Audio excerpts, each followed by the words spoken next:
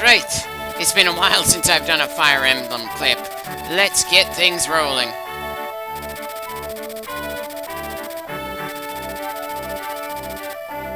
Well, it's certainly taking us long enough to get to Laos, though that's more my fault than the game's.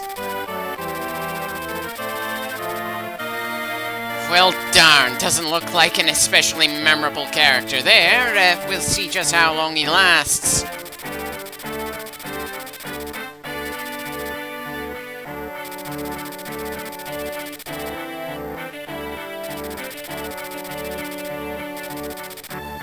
Well, not around him. It feels pretty obvious so far that the Black Fang are supposed to be the bigger threat than this Marquis. Still, we don't know where he ranks in that organization.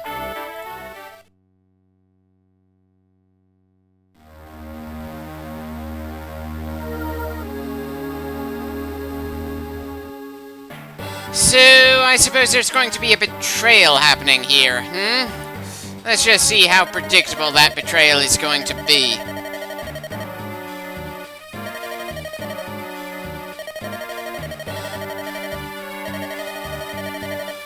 Did those lookouts happen to say we've managed to kill quite a few people just to get this far in?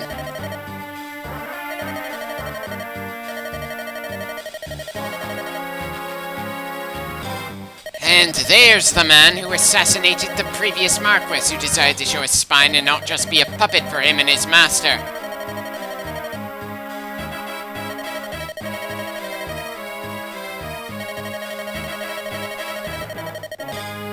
Well, he certainly felt like he lasted a while, considering we had to fight quite a few bastards to reach him, then have a long conversation. Not that it was a very emotionally impactful conversation, or that he said anything the audience didn't already know somehow.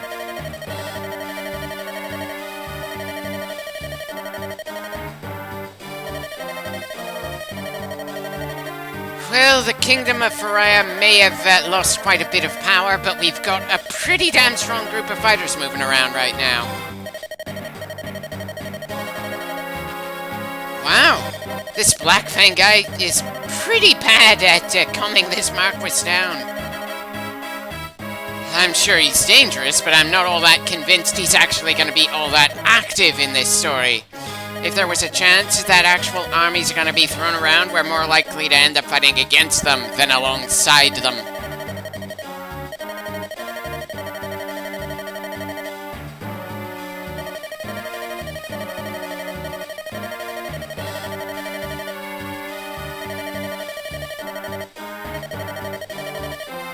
What a surprise! They're going to throw another bunch of soldiers against us. That did not go well for the previous batch of bastards that the Black Fang convinced to fight for them. Why would it work better for this one?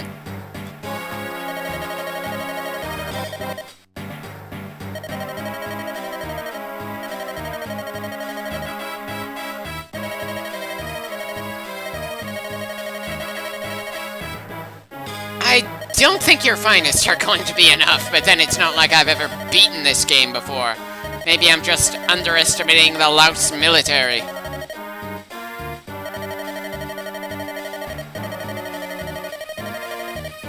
If you feel the need to describe him as a clod, I don't think you knew him all that well. He's certainly naive and noble to a cartoonish degree, but I wouldn't quite describe him as an idiot. I've seen far dumber both in real life and in fiction.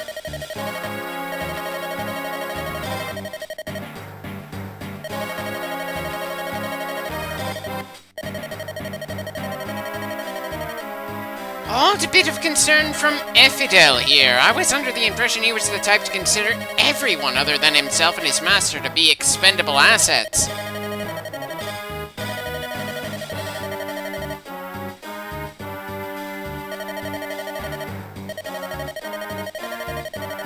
Wish I could find it in me to feel any measure of sympathy for Eric here. But unfortunately, this isn't the kind of story that would give any real nuance to this kind of situation. The King and Prince of Laos are unambiguously our enemies and will not give us any choice but to take them down. And they're doing it for the sake of some unspecified ambition of taking over their entire nation for the sake of gaining more power.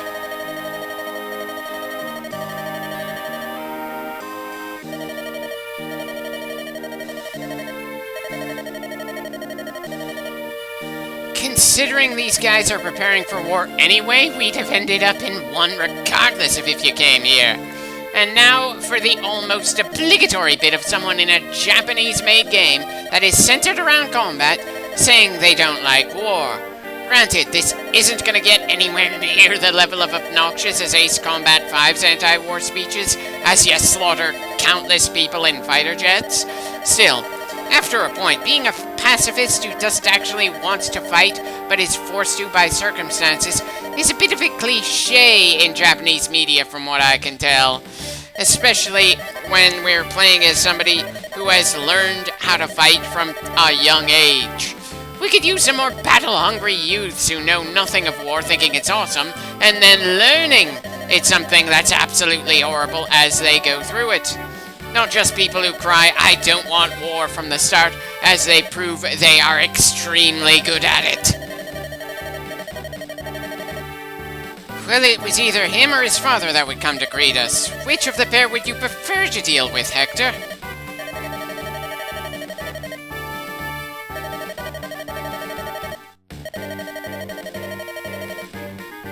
Doubt there's all that much you'd be able to see that the player wouldn't be able to figure out if we were allowed to look around the map right now.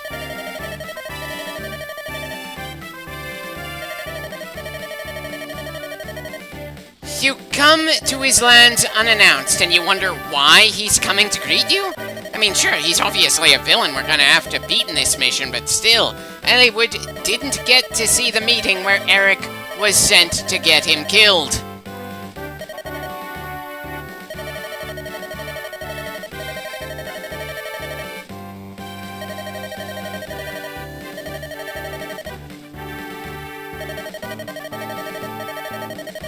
I can't tell if Eliwood is playing coy or honestly doesn't know why Eric would consider that a possibility.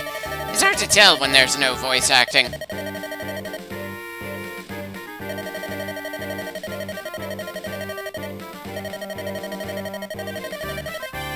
I'm sure his combat prowess was also something you found frustrating to deal with.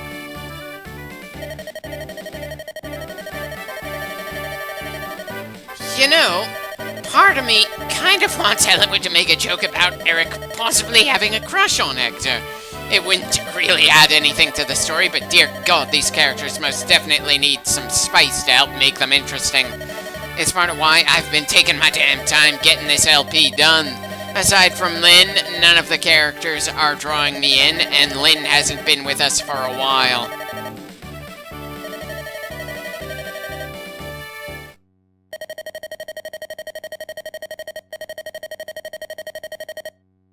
Eric, you are most certainly not capable of subtlety.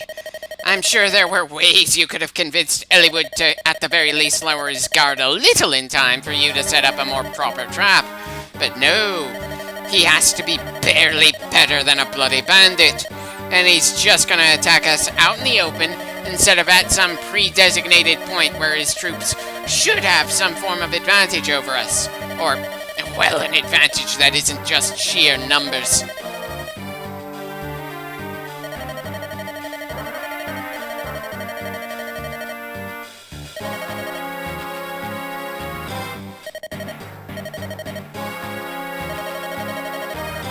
He couldn't, what, be attractive enough to make any girl you go after go to him instead?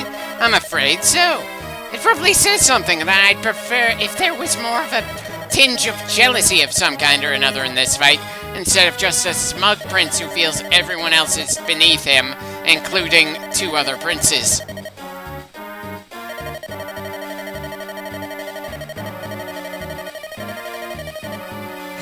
There's plenty of point in fighting.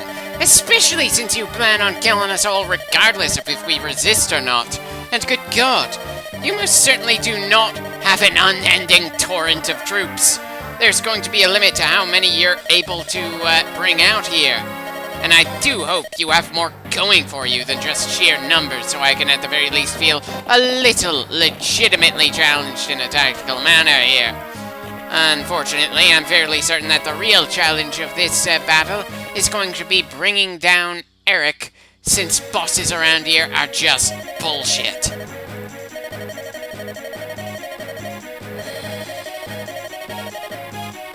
Actually, it's about the same amount of trouble we've had to deal with every time we've deployed. I didn't see anything special about the force that Eric is arraying against us here. Certainly no wyverns or mages.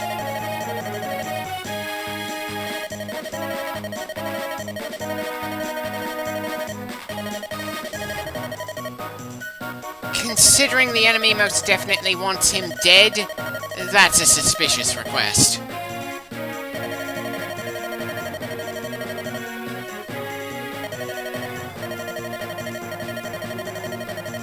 And you should remember that we're on a battlefield, Elwood.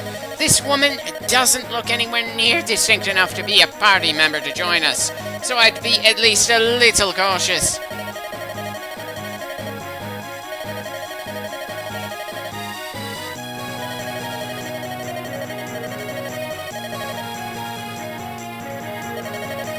Right. The best information we could ask for, and she doesn't have it. That would have made things too convenient, I'm sure. Instead, she's going to introduce a mechanic that I'm very unlikely to ever use.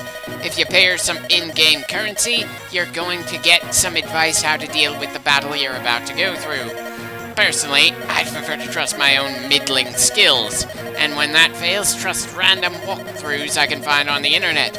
I just very much doubt her powers are going to be worth the cost around here.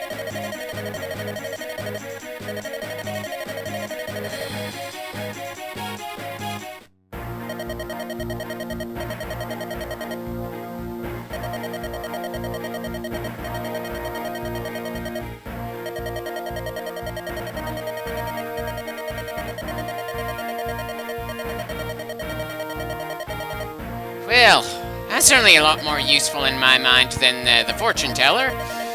And storage with Merlinus is free of charge, so we can potentially start stockpiling things the next time we get to a store and start grabbing fresh weapons. It would be even better if we were able to actually buy items in the preparation screen. I suppose that's a bridge too far for this part of the series, so perhaps one of the later games will do that. Though it's pretty odd that we're able to sell items with Merlinus with no ability to buy anything fresh.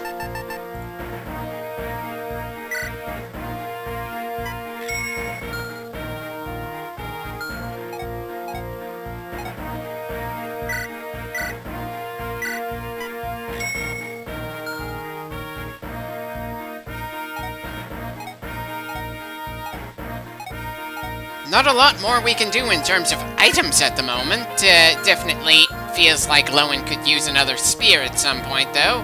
And of course, we've got various other tools that are starting to wear down after the sheer amount of fighting we've done so far. Okay, going to need 2 of our axe users to take care of the cavalry at our back.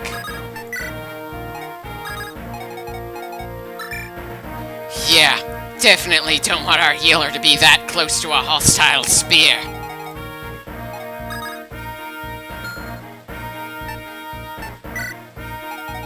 Not much point in telling anyone not to be part of the battle, since we've got 11 slots and 11 people. I'm sure we're going to end up recruiting a person or two as we push onwards here, though, and soon enough we'll have more people in our crew than we'll be allowed to deploy in a single mission.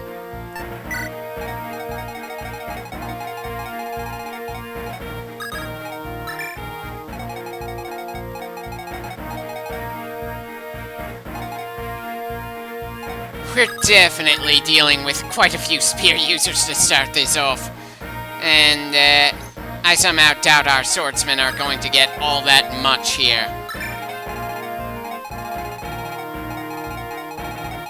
Not a single axe user in the enemy's forces for this mission. And only 1 explicit swordsman. Certainly not a lot of enemy variety, which in something like Pokemon would make me grin and feel things are pretty one-sided in our favor. Anyway, looks like just from sheer length we're going to have an awkward cut in the middle of this mission to keep things from going over half an hour long. I know, I've said that quite a few times in this Let's Play, still. Feels like something worth saying as I continue to spend a good amount of time prepping things before actually starting the mission.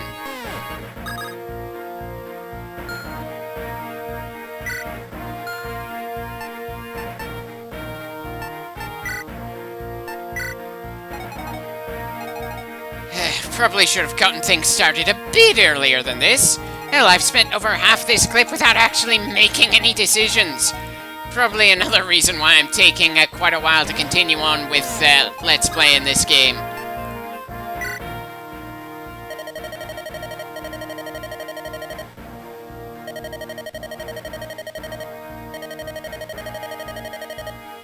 You're not going to be all that much help. You're a bit of a liability that we're going to have to guard. Still, I suppose I'm confident enough we can control the battlefield well enough that we can send you out. So, okay then.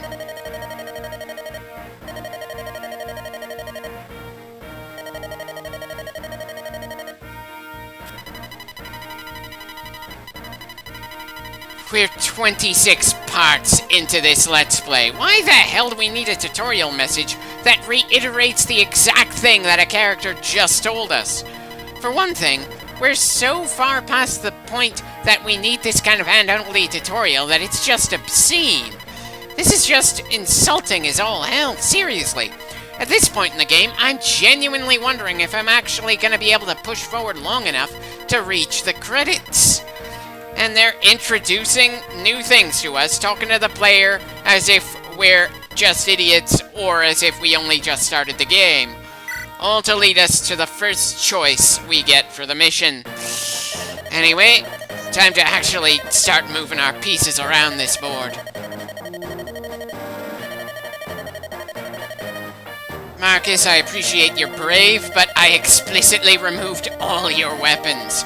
Your taking point is just asking for you to be stabbed repeatedly. Frankly, you're here to be a messenger, investigate towns and houses, and, in the worst case scenario, be a meat shield. You're not a combatant.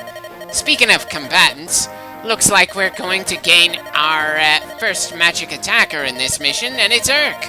I doubt we're going to see all that much interaction between Urk and Sarah, despite them being a pair in Lynn's campaign.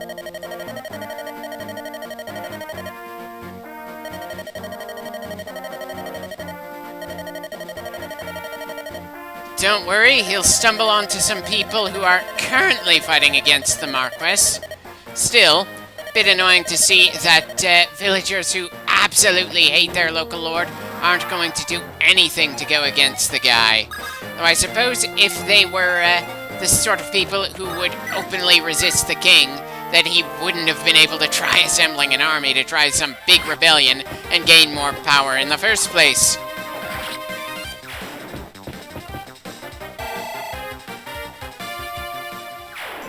First attack and we get our first kill of the mission. That's certainly a good way to deal with the enemy's number advantage, but there's no way that's gonna happen with every bit of fighting we do out here.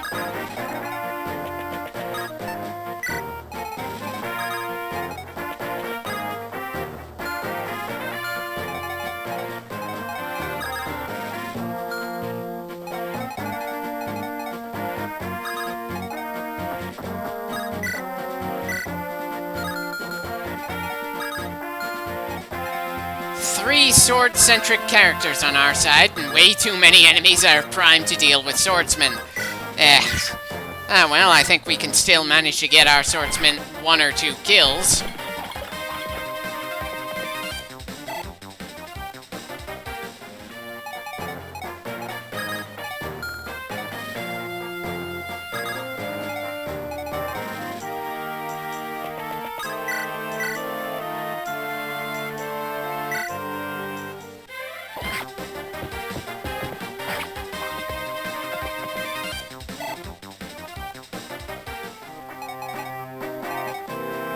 Guess our swordsmen are gonna finish off the softened up cavalry on this side of the board.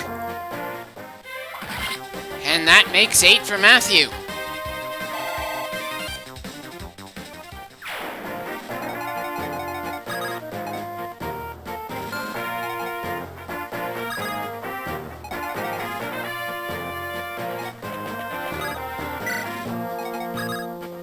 Son of a bitch! Looks like I'm not gonna be able to take out another cavalryman this turn. Ah well, we can still visit the 2 houses over here. That's gotta be worth something.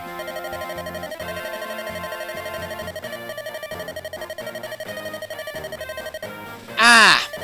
Thanks for warning us that we're gonna find some enemy pirates later on here. Wish I could complain about the local lord not giving a damn about the lawless bastards that want to destroy things in his territory, but frankly, we fought so many bandits over the course of this game that I'm pretty sure at least 60% of the entire planet's population are bandits. Bloody hell, there's a reason why most role-player games give you a good amount of monsters to deal with, not just people.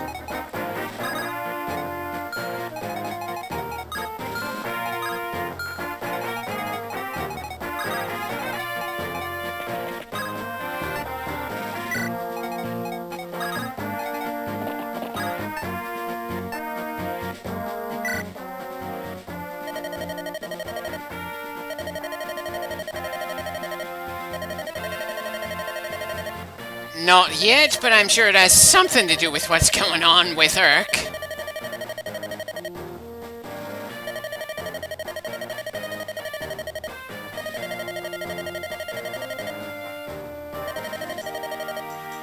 I don't suppose she's mentioned what kingdom she's from, has she? Or is her kingdom something so unimportant that the story is never gonna bother going there?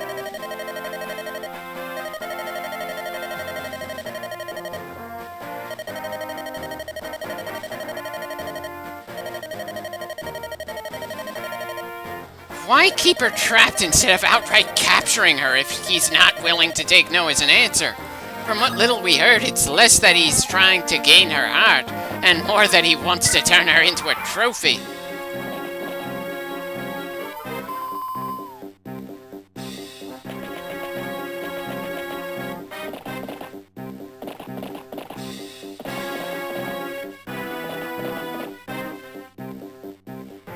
Right. Of course Rebecca's going to take a hit from one of these cavalry bastards. They certainly got plenty of horses to put their troops onto around here.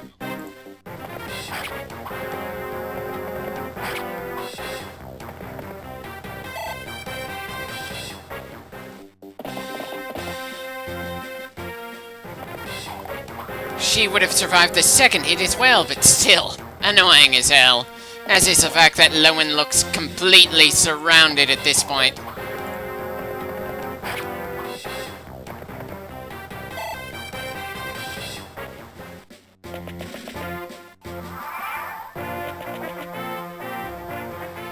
Thanks for that, Urk, but it's not gonna count for your score since you're not on the team for this one just yet.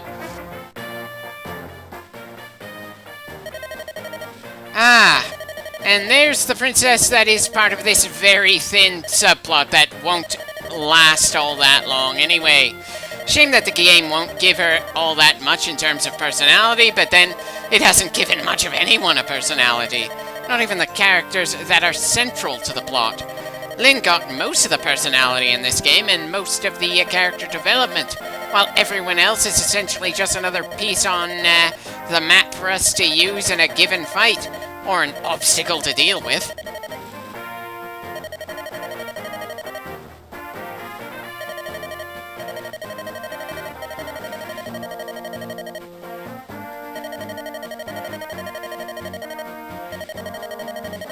I suppose granting her asylum is a bit of a resistance against the king, though I've got no clue why they aren't just ignoring that and storming in to grab her if they know she's here.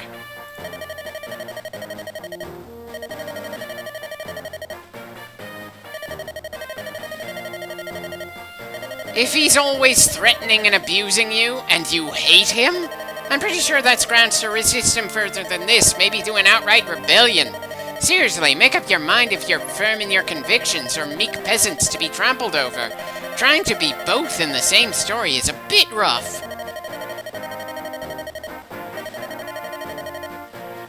I'm sure that undefined other country might be pulling the strings for the Laos royalty here.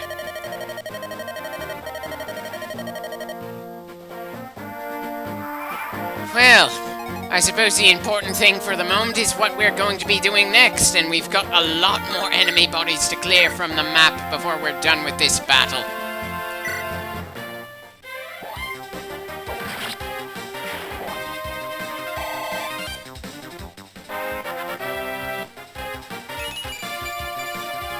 Strength, skill, speed, defense, and constitution. Feels like Hector is just an absolute beast. His overall stats feel pretty damn high compared to everyone else at a similar level. But then it's not like I've been memorizing the stats of anyone around here. All I know is that in terms of gameplay, he is so much better than the other axe users we've got. And that's a damn good thing considering how many spear users are in this mission.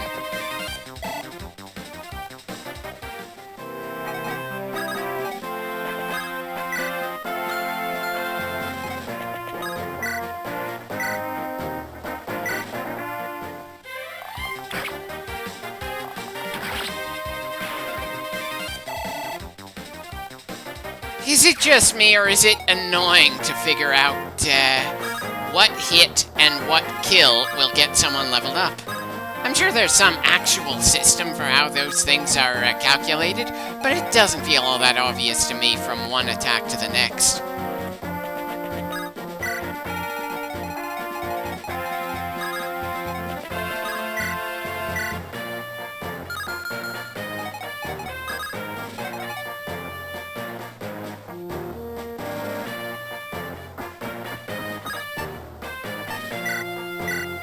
This cavalry guy is certainly being pretty annoying. Still, he's not going to last much longer, and with this guy gone, Merlinus should be safe for the rest of the mission.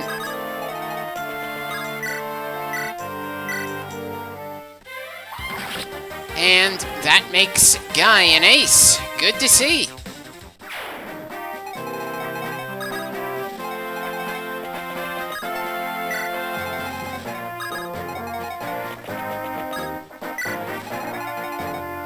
Might be able to get one more kill in this clip, but there's no way we're gonna fit another outright turn here.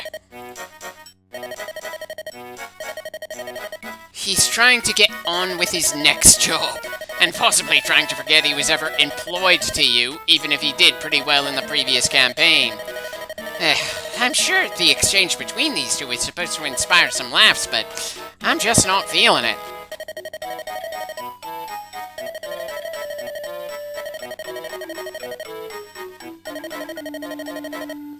Big all you want, you're gonna end up back in this team again. We have a distinct lack of magical attackers at the moment, and you're a damn good mage.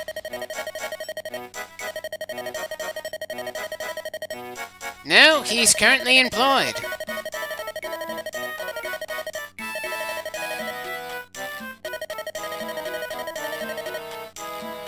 Well, at least he's able to see this could benefit his current job, enemy of my enemy and all that. He's just not going to be bullied into joining us like he was last time. Really wish this wasn't the last time we saw these two interact with one another. They're one of the few bits of character interactions that feel like they bounce. But most other interactions in this game just feel pretty damn flat.